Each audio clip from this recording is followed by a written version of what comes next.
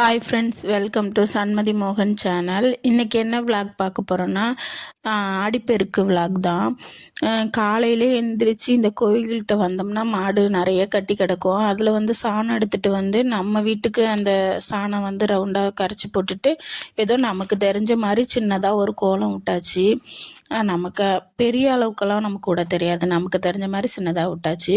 உங்களுக்கு இந்த கோலம் பிடிச்சிருந்துச்சின்னா கமெண்ட்டில் சொல்லுங்கள்.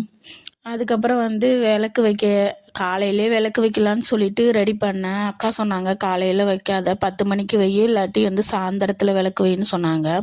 சரின்னு சொல்லிட்டு காலையிலே விளக்கு வைக்கலான்னா காலையில் பாப்பாவுக்கு சமைச்சு ஸ்கூலுக்கு எடுத்துக்கிட்டு அதுக்கப்புறம் காலையில் இப்போ தான் கரண்ட் சும்மா போய் வந்தது. அதனால சரி சாயந்தரம் நம்ம படைச்சிக்கலாம் அப்படின்னு சொல்லிட்டு சாயந்தரம் படைச்சாச்சு. சாயந்தரம் நம்ம படைக்கிற நேரத்தில் தான் கரெக்டாக கரண்டும் போயிடுச்சு. கரண்டு போய் இருட்டில் தான் படைக்கிற மாதிரியே இருந்துச்சு. நம்ம சார்ஜ் லைட்டு வச்சாலும் ஒரு மாதிரி கிளார் அடிக்கிற மாதிரி இருந்தது. அதனால சார்ஜ் லைட்டும் வைக்கல.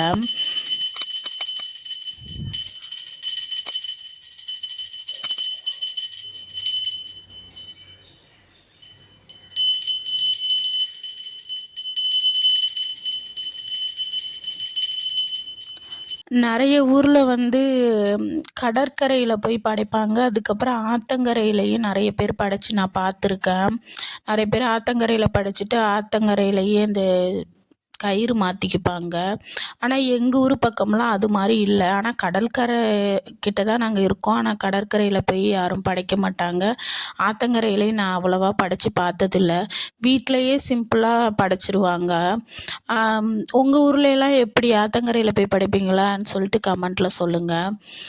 நமக்கு தெரிஞ்ச மாதிரி ஏதோ சின்னதாக நம்ம படைச்சாச்சு. நான் எப்போதுமே இப்படி தான் படைப்பேன். நல்லா இந்த சேர் வாங்கினது நல்லா யூஸ் ஆகுது. எப்போதுமே கீழே இலைய போட்டு தான் இந்த மாதிரி படைச்சிக்கிட்டு இருப்பேன். ஆனால் இந்த தடவை அந்த சேர் வாங்கினதுனால அதில் போட்டு படைச்சிக்கிட்டு இருந்தேன். நல்லா இருந்தது, யூஸ்ஃபுல்லாக இருந்துச்சு அந்த சேரு. அதுக்கப்புறம் அன்னைக்கு இன்னைக்கு பிறந்த நாளுன்னு சொல்லிட்டு வீட்டுக்கு வர சொல்லியிருந்தோம். அவங்க வீட்டுக்கு அதுக்கப்புறம் சிம்பிளாக ஒரு சின்னதாக ஒரு கேக் வாங்கி அவங்களுக்கு வெட்டிட்டு எல்லாரும்